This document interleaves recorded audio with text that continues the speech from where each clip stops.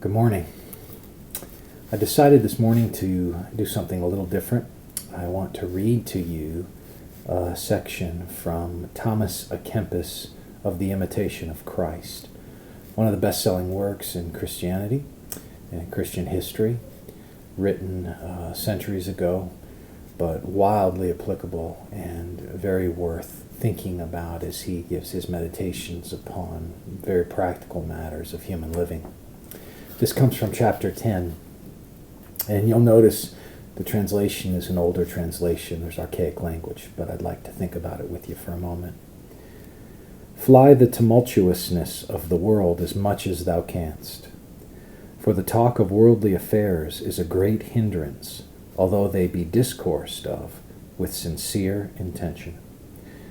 For we are quickly defiled and enthralled with vanity. Oftentimes I could wish that I had held my peace when I have spoken, and that I had not been in company.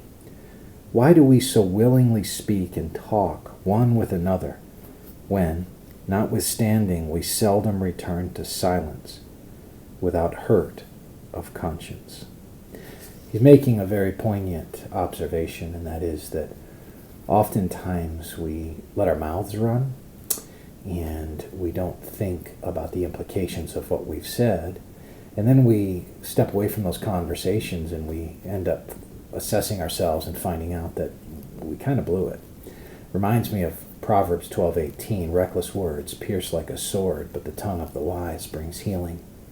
À Kempis goes on, the cause why we so willingly talk is for that by discoursing one with another we seek to receive comfort one of another, and desire to ease our mind overwearied with sundry thoughts.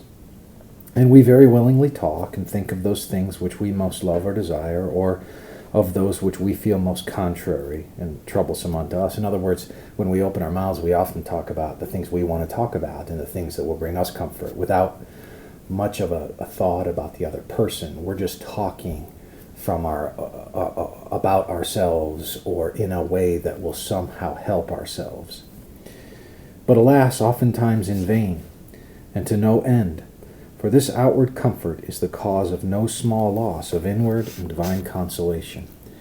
Therefore we must watch and pray, lest our time pass away idly. If it be lawful and expedient for thee to speak of those things that may edify.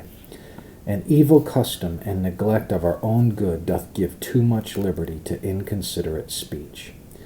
Yet religious discourses of spiritual things do greatly further our spiritual growth, especially when persons of one mind and spirit be gathered together in God.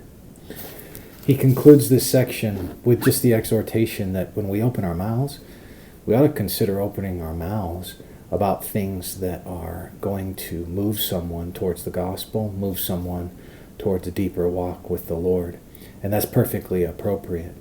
But oftentimes we spend our time in idle conversation, and in idle conversation oftentimes things come out or things are said that can end up being hurtful. We spout our opinions. We speak authoritatively about things we ought not be speaking authoritatively about. We speak to satisfy ourselves rather than thinking about speaking in regard to the benefit of the other. So my challenge to you today is one that I need to be challenged with, and that is think through your words carefully. Think about your words in terms of how they'll honor the Lord today. Heed the words and the aged words of Thomas à Kempis, that we ought to not just speak in superfluity. We ought to not just let words roll off the tongue to let them roll off the tongue, but really economize our speech so that we're honoring the Lord and benefiting and edifying another. Have a great day.